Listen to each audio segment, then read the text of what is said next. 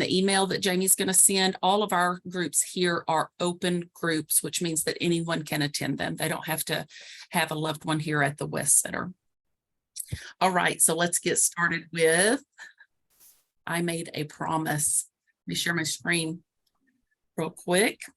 Jamie and I were off a few days and came back, and it was like we've never used Zoom before, but here we go. We've got it all figured out again. There's some more information about us here at the West Center, and you'll get this also.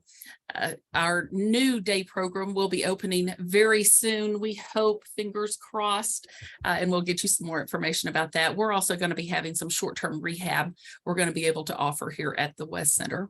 There's information on me for those of you who are getting your CEs. There's our objectives, and let's jump right in to when we made that promise. This is one of the first things that I always talk to family members about when they come in and we're visiting and we go to, but I made a promise. I ask them to think about when they made the promise. When did you make the promise? And typically what will come out is I made the promise and I used the best information that I had at the time when I made that promise, because that's all we could do. We didn't have any idea where the disease was going to go, because we know with dementia, it's such an individualized disease. We may look at our loved one and say, oh, they would never become violent. They would never have any of those challenging behaviors, or as we're calling them, expressions, but we don't know. And when we made that promise, our loved one wasn't at the same place they are right now. They were much, much earlier in the disease, or maybe they didn't even have a disease yet. If they were very active and they were healthy and they were of sound mind, and we said to them, oh, mom, dad, husband, wife, brother, sister, friend, I would never place you somewhere. I will always take care of you. We didn't know what the future had to hold. We didn't know where it was going to take them. And we also didn't know where it was going to take us. Because until you've done this, until you have been the caregiver of somebody with dementia, you can read all about it all day long. But until you've actually been the one doing it, you cannot understand the cost, the physical, the emotional, the spiritual cost.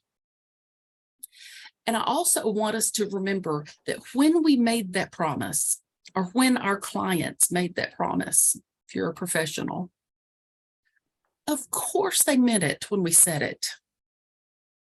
Our promise was one of good faith. And when we made the promise, we intended to keep it. Most people do plan on keeping their loved one at home. Of course they do. And we think that we'll get some extra help, or we'll use an adult day program. We'll bring in some home health, or maybe we'll even use some respite every once in a while. And then we found out that this costs money. We had no idea how expensive that hourly health care could be. And we sat down and we did the math and went, by the time I pay for 24-hour care, I could place them and not be doing the work of an entire community or facility. We may not have any idea how much adult day programs are. Because why would we? This isn't something that we've ever done before. The other thing that happens, and we're going to talk a lot about grief here in just a little bit, is that we may actually be in denial that it's ever going to get that bad. Oh, I'm sure my mom would never do that. Dad wouldn't. It won't get to that point. I'm certain of it. When we do make the decision to place, we're making that decision out of love.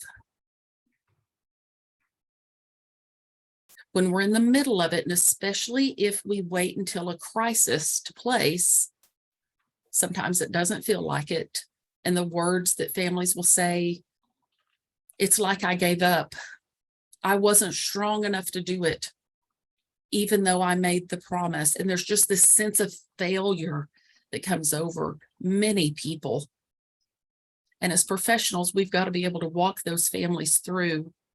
And then those of you that are family members that are on, we're going to talk a lot about the very things I would say if you were sitting right here in my office in front of me. I want you to think about that word nursing home. When you just hear the word nursing home, many of you just had a sensory memory. I know I do. We think of those nursing homes from decades ago, maybe the nursing home that our grandparents were in, maybe even our great-grandparents. They're crowded, they smell. They did not have the regulations that they have now. And we knew we would never place our loved ones in a place like that. And when we promised to never place, we were promising that we wouldn't place where people are just lined up down the hall. There's nothing going on. They're just existing. If this picture had white floors on the bottom, what I used to think of as a nursing home, what I still see in my mind as a young girl going to visit family members in nursing homes, were these white floors and very, very bright lights and people lined up just like this.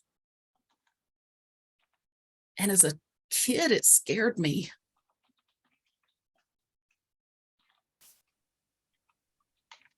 Or where the only people that we see, the only ones that are out, everybody's in a wheelchair or everybody's on a walker. There's just not a lot of life going on. This was before the regulations were in place. Now, when you think of a nursing home, this might be exactly what you find. It better be what you're finding. We need to see people out and doing group activities. There is still life to be had, even at the nursing home or the assisted living or the group home or wherever we place our loved ones. Quality of life should be what that place is about. And when we get out and we start looking at places earlier rather than later so that we don't wait until there's a crisis, we can find this. It's there.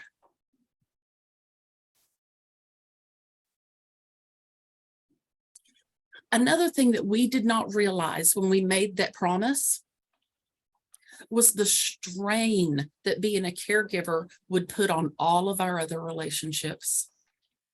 How it would affect our jobs if we're still working. How it would affect the rest of the family. If you're an adult child and you're taking care of a parent, it can have devastating effects on your marriage because you're spending so much time taking care of your parents that spouse really gets pushed to the side. Or if you're taking care of your spouse and we're not wanting those adult children to help us because they've got their own lives. We've got all these reasons why we're not asking for help or we're not allowing them to help us. And we can push our kids away. And we're not seeing our grandkids. We're not going to the ball games. We're not at church. And before we know it, we're isolated. Keep in mind, and I'm going to say it again, I've got it in dark print and underlined. When we made the decision, or when we said to our loved one that we would never place them, we based it on the facts and the beliefs that we had at the time, because we can't see into the future. We had no idea what was going to happen. Dementia is a progressive terminal disease. And even if we went through it with a grandparent or a parent, and now it's with our spouse, it's very different taking care of a grandparent than it is taking care of a spouse. It's very different taking care of a grandparent than it is taking care of a parent.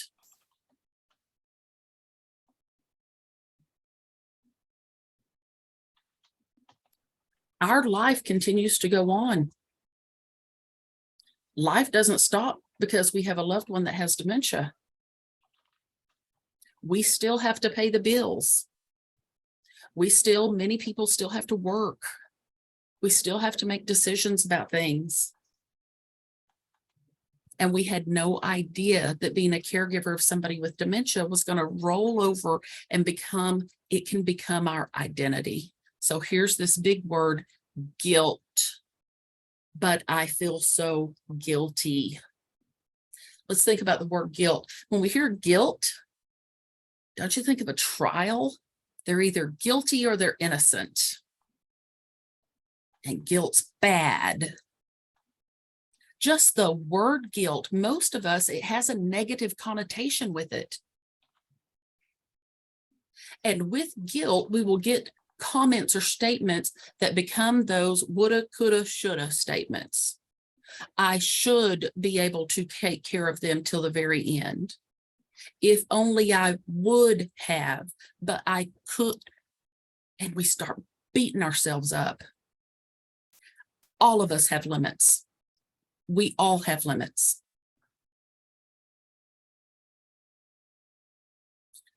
Sometimes we place our loved one and it's almost like they start to get better. And that can even bring guilt, where we're happy they're doing so well, but then we may start saying, well, why weren't they doing that well in my care? What was I doing wrong? What could I have done? You see where this is leading. It's back to those woulda, coulda, shoulda statements.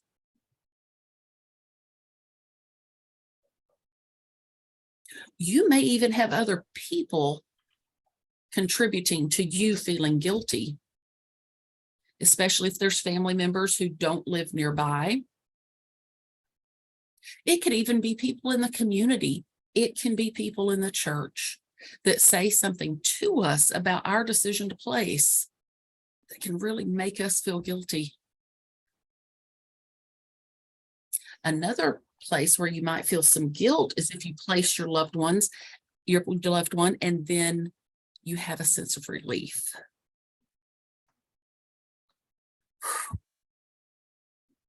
I had a gentleman in support group who said after he placed his wife, which he thought he would never, ever do, he walked out and he said he felt this weight come up off of him, this weight lifted off of his shoulders, because he knew that tonight he would sleep.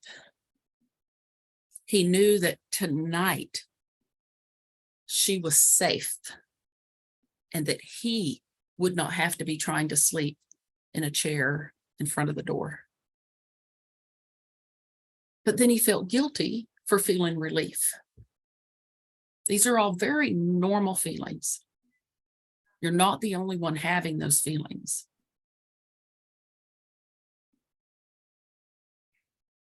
Let's talk about another word that we can start to use. That's a little bit easier. It doesn't sound near as hard or like we're being accused of something. Because let's look at the definitions of guilt versus remorse. Look at guilt, the fact of having committed a specified offense. Well, that does sound like you did something wrong. I'm guilty of it. I did something wrong. I'm being committed because I did that wrong. Remorse is a deep regret for a wrong committed. And many times that wrong is perceived, but it's a regret. I regret that I wasn't able to keep my mom at home. I'm remorseful. And to start replacing that word guilt, if we can start to reframe the thought, instead of saying, I feel guilty, I feel remorse, or I feel regret. Because if you look at that third bullet point, what you may actually be feeling, it might not even really be guilt. It may be remorse over something you wish you had done, or something you wish you had not done, something you wish you had said, or maybe you had not said that. But let's call it what it really is. This is where in counseling or in therapy or even in support groups, sometimes we'll use something called a feelings wheel. A feelings wheel. You can Google it. I've also got some really good ones I can send you if you want to email me. A feelings wheel, where we may be saying, I feel guilt. And so you look at guilt on this wheel, and then it kind of goes out to, but what is it really? Is it really guilt? Or is it remorse?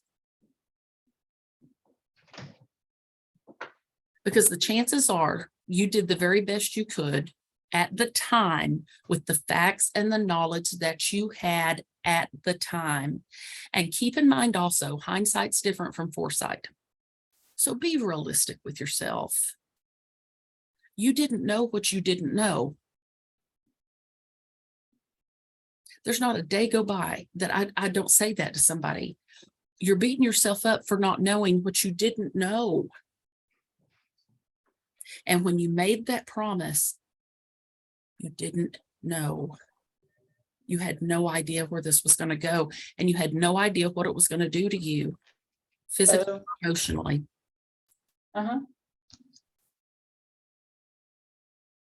So think about, are you actually feeling remorse more so than guilt? Oops. Knocked something over on my desk. Now, I want us to think about grief, because so many times we don't use this word. And when we can go ahead and accept that what we're feeling is grief, we can really start working through these feelings that we're having. Because we hear the word grief and we think death. Grief means loss. The word grief means loss. And from the moment we get that diagnosis, many times before the diagnosis, when we first realize our loved one's changing, and maybe we hadn't even said the word dementia yet, but we're thinking it, we start through grief. Grief is when we are mourning the loss of our loved one and our relationship the way that it was, the way that it used to be. Ambiguous grief. We're grieving the loss of a person who's still alive. Physically, they are still here. I still have a relationship with them, but it's completely different than it was 5 years ago, or 6 months ago, or 2 weeks ago. Grief is just our reaction to loss. And when we can start saying, that's what I'm feeling, and we can actually use the word, this is grief. And this is grief that's going to last for years. There's no timeline on grief. I've got it in bold print there. Any type of change that we perceive as a loss. And sometimes we have to really sit and think about that. If you journal, you may have to start really writing about these feelings. This is grief. This is loss. I'm grieving the loss of the relationship the way that it used to be. And there's going to be a lot of losses. as we journey through dementia with our loved one. That's why we talk so much about getting in those support groups so that you understand and you realize you're not the only one going through this. And that there is still life to be had. Grief is normal and grief is expected. I am much more worried about a family member who comes in that doesn't show signs of grief than I am somebody who shows signs of grief. And grief can be overwhelming. One of the best ways to think about grief is if you think about grief like ocean waves. You're standing in the water right there on the edge, and it's very, very still. It's so still it almost looks like glass. Sometimes that's our grief because we're okay. We're all right. Everything's going okay today. And then sometimes grief can be we're standing in the water and we're really having to dig our heels in to kind of stay up because it's getting a little bit rocky. Maybe things are changing. And you know where I'm going with this, because sometimes grief can be I'm getting knocked down and I'm barely keeping my nose above the surface of the water. And they're all grief. It can be overwhelming and it can knock you down at times. With placement, one of the biggest challenges is to learn to live separated, that they're not coming home. Sometimes those first few days of they're not in the bed and they're not going to be in the bed. They're not going to sit in that chair again. They're not going to have a place at the table. That's grief. You're still very much a part of their lives. And you learn to live with them residing in another place. And it changes the relationship again, because your entire identity may have become caregiver. And I'll tell families, you know what? Let us take that. Let us now be the caregiver, the physical caregiver, and let me help you get back to being the wife, the husband, the son, the daughter, the brother, the sister. You're still their care partner, their caregiver. You're going to be their voice and you're going to be their advocate. And you have to learn how to get back to being the relationship that you had with them. So let's talk about how to cope with that guilt and how to cope with heartbreak. And one of the first things is being gentle with yourself. You cannot change the level of care that your loved one requires. You can't change that. This is a progressive disease. You've done the best that you can. And it is, and it always will be enough. Because instead of saying, but I could have done more, but I could have done more, what would that cost have been? Would it have been your life?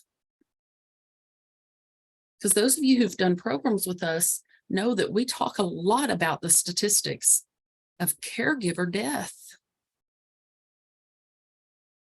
68% of the time the spouse dies before the person with dementia, and that 64% of the time the adult child will die first. Just over the holiday break, I had some people, more than one person who are members of my support group. One had a stroke, and one developed some heart issues related to being a caregiver. High blood pressure. And sometimes I have to sit down with families and have those adult children say to that parent who's taking care of the one with dementia, we don't want to lose you too, and you're killing yourself taking care of mom or taking care of dad. One of the best things we can do with our self-talk is to talk to ourselves like we talk to a close friend, or like you would talk to me, or like you would talk to Jamie. You wouldn't come in using a bunch of negative talk towards me or towards your good friend. We can actually cause that guilt by the way we talk to ourselves. You're human. And accepting our humanity and getting rid of the shame. We can stop the voice and we can declare that we're not going to be ruled by fear. Now, this is in red for a reason. Hear this. Remind yourself, you honored the spirit in which you made the promise, even though you had to break the promise. You honored the spirit in which you made the promise. You made that promise at a time and a place that was very different from today. You had no idea where the disease was going to take you, take them, or take your family.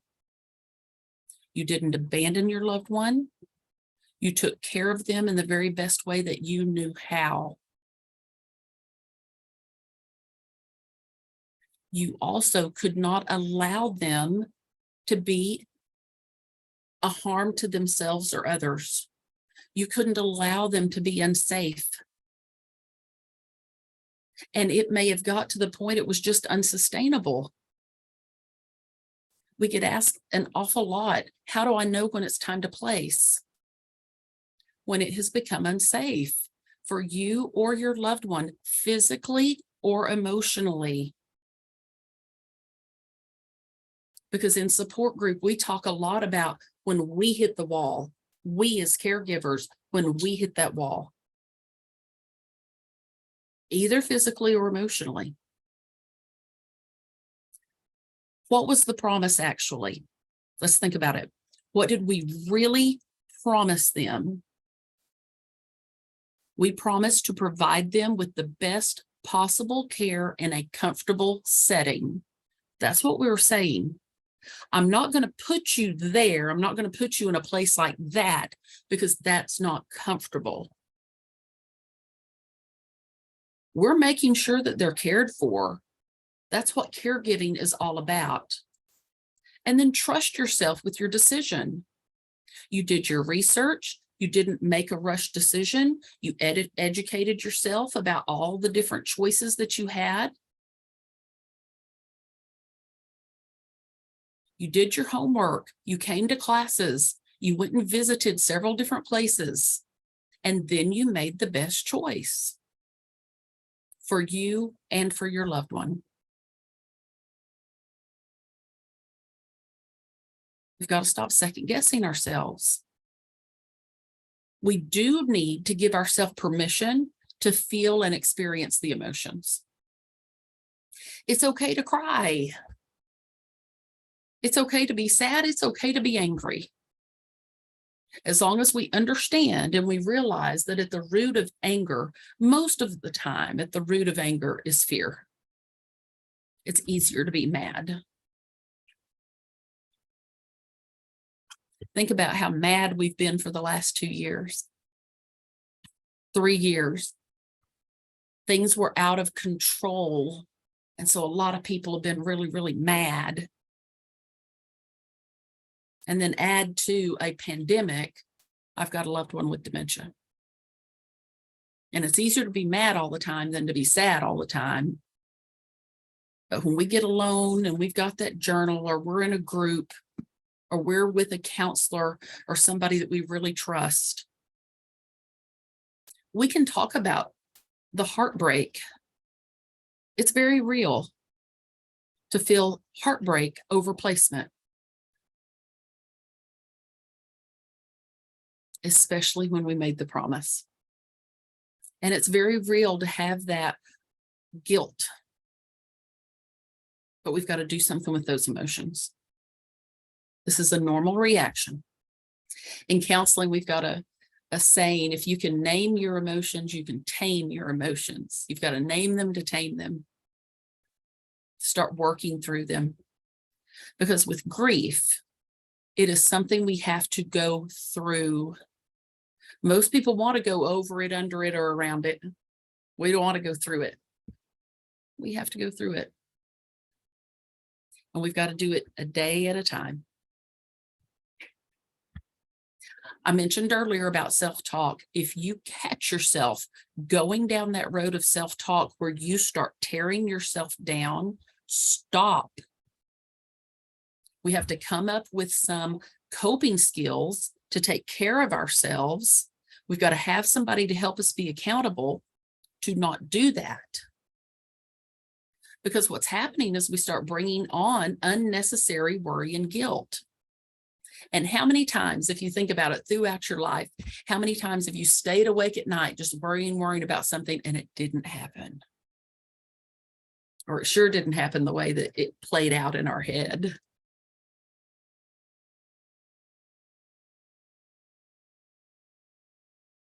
And I thought this was a great way to think of what we can do for ourselves if we shield ourselves. And sometimes we have to shield ourselves from other people. Because if we made the decision to place our loved one, and there are other people who are making us question that or making us feel insecure, we don't need that. We need people who are making us feel confident, and we've got to protect ourselves from those people. You don't have any room in your life for negativity from anyone. You are the caregiver. And that means that you knew or you know when to say when. You know when it's time. And again, I ask that you not wait till a crisis, because so many people do. We can do another day. And we push the limits, and then we have a crisis. And a crisis can be lots of different things, from our loved one wandering away, getting lost, to them falling and breaking a hip, having to have a surgery, to keeping someone at home who is having maybe some violent outburst until they hurt themselves or hurt you.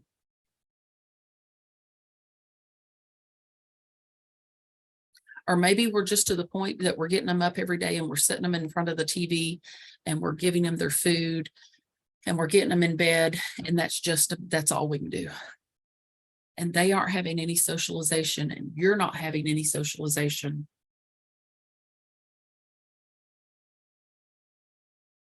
Is that what's best?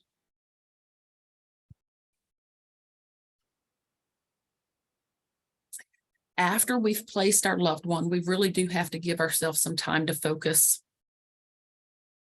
Because if you think about it, you've been doing the job of an entire nursing facility. Here at the West Center, we've got about 178, 79 staff members. And you've been doing the job of that many people. You've been doing the laundry, you've been doing the cooking, you've been doing the cleaning, you've been doing the maintenance, you've been doing the physical care. You've been doing everything. You haven't been able to clock in and clock out. You haven't been able to tag team with somebody else. You've been doing the job of an entire nursing facility. And you've got to have time to regroup after placement, because you've got to get back on your feet yourself. There's someone in one of our support groups that she's been in the group since the very beginning, and we've been having these groups now going on 5 years. And when I first met her, she physically was bent over. Her body was starting to bend over from taking care of her loved one. She didn't even realize it. She didn't realize what it was doing to her physically. She's not bent over anymore. but she didn't realize what it was doing to her. So you've got to regroup. Whenever we are on this journey of dementia, the other thing we've got to keep in mind, this is a marathon. This is not a sprint. This is a disease that goes on for years. So we've got to take care of ourselves if we're going to be able to do this. And you may have given up you may have given up even your self-care when your loved one was at home. So being able to go out and get a pedicure or a manicure, or to go out and do a Bible study, or take a walk, or go to the movies with a friend, sit outside, take a vacation, go somewhere for a few days. When you start to do those things again, just part of self-care. After placement is when we work really, really hard to make sure that you get back to being the wife, the husband, the son, the daughter, the friend again. And I encourage everybody, we've mentioned support groups, reach out for help. There are lots of groups. I don't know where everybody's coming from. I saw some of you on there that I know are not in the DFW area, but in the DFW area, we've got an awful lot of help. We are so blessed here. And if you need help finding a support group where you are, I'll help you find it. Just reach out to me, reach out to Jamie. And again, support groups for people who have a loved one with dementia are not like a 12-step program. You don't have to say a word. You can come and just listen. Because sometimes we're just needing to hear, I'm not the only one who's been through that. Or I'm not the only one who had that feeling. And I thought I was terrible because I was thinking that about my loved one. We need somebody to talk to also who's not going to try to fix it. Because sometimes when we talk with our family, they want to come in and fix it. We just need to be heard. So if you've got that friend, if you have a minister, if you have somebody that you trust, and you may have to tell them, this isn't anything you can fix for me, but boy, do I have a lot of stuff I need to talk about. If you could just listen. And then I really encourage you and challenge you to think about, are you or were you being realistic with the expectations of yourself? Because we laugh in support group, and sometimes the things we laugh at are the things we were doing. I can't believe I was sleeping on the floor beside the bed so that when my mom got up, she'd step on me and that would wake me up. But I was so tired that I wasn't even thinking clearly. And that's what my life had become. And getting back and trying to find something pleasant that you enjoy doing and to do it every day. And then whenever you're working through this, but I made a promise, you've got to get to the point that you forgive yourself. And keep in mind all these things that I said in this program, and you are getting these slides later today. And if you can remind yourself, I didn't know what I didn't know. Would I've made different decisions at different times on this journey if I'd have had the information? Maybe. But I didn't know it then.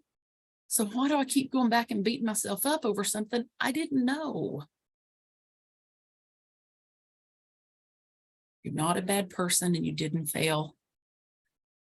Nobody's perfect at this. There's not a perfect caregiver.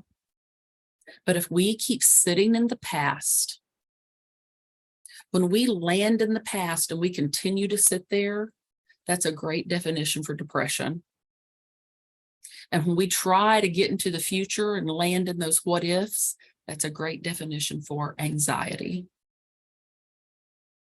This disease, focusing on the present and making the connection. And then again, if you get into a group, challenge yourself to help other people with the knowledge that you have. Because you may be thinking, oh, I don't have, but there's somebody coming up along behind you that maybe they're just at the beginning of the journey and you're midway through. And it really is something to be able to offer your story to someone else and see it help them. Here's my go-to for those of you that know that serenity prayer, and I know this is the prayer that's used in 12-step programs. But when we get to the point that we accept that there are things that we just can't change, and dementia is one of them. But if we can have the courage to change the things that we can, and that's talking about me. If I can start to respond instead of react, and if I can go to classes and education and figure out that sometimes the difference in a response and a reaction is one breath. I learned to take that one breath, and now I'm going to respond to my loved one rather than react to them. And then having the wisdom to know the difference. I've given you a list of resources here. And there's also information about the West Center. I wanted to make sure and leave time for any questions or comments that anybody might have. And I see there's a couple of things in chat.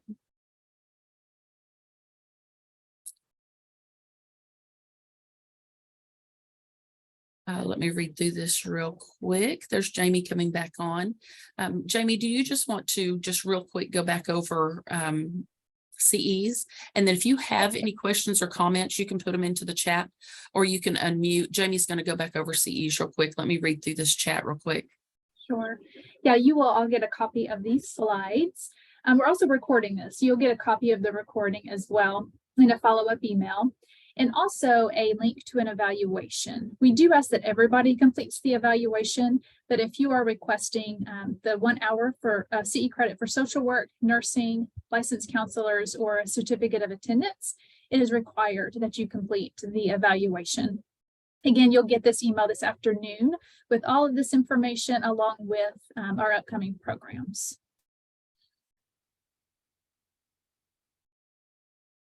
Great. Thank you, Jamie.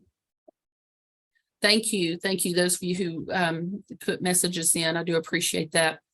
And does anybody have anything that you'd like to add or questions that you might have? You can unmute or you can put into the chat. We do have a few minutes left.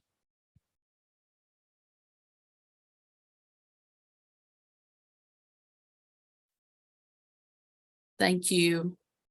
And again, if you think of anything later, email us, call us. We appreciate you being here. And please look at our upcoming programs that we've got also. And please share all the resources as well, whether it's the slides, the recording, or upcoming programs. All right. Well, thank you. And I just want to remind you also, our support groups are open. So if you've got people you'd like to refer to our support groups, or if you need information yourself, Jamie's going to send that out in just a little bit. Yep. All right. Thanks, everybody. We sure appreciate you being here. Bye. Bye. Thank you.